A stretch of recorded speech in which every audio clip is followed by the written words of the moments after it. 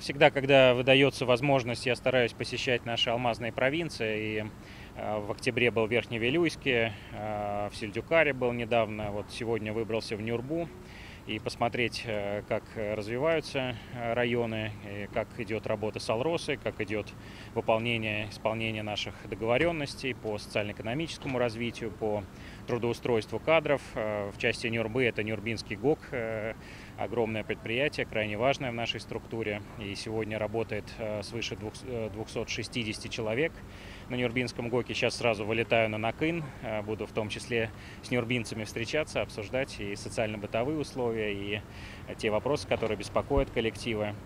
Ну и это больше 16% сегодня нашей штатной численности Нюрбинского ГОКа.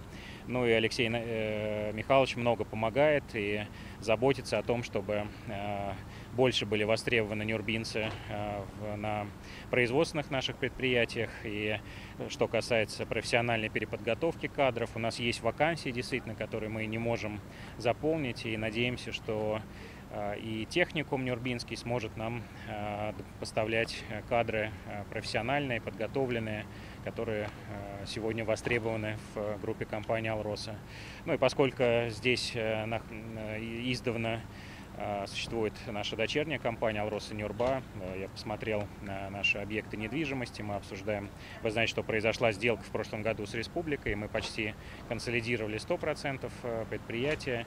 Конечно, нахождение какого-то офиса компании помимо Нюрбинского ГОКа, где производство, здесь необходимости нет, но мы обсуждаем так, чтобы и люди были трудоустроены, и объект недвижимости был задействован в пользу администрации. Сейчас переедет школа искусств буквально скоро. Здание, там есть неплохой тренажерный зал, где можно открыть танцевальные классы. Поэтому это все важно понимать, и когда принимаешь решение, все-таки видеть своими глазами, какие последствия могут быть, и как правильно нам совместно с районом дальше выстраивать взаимодействие.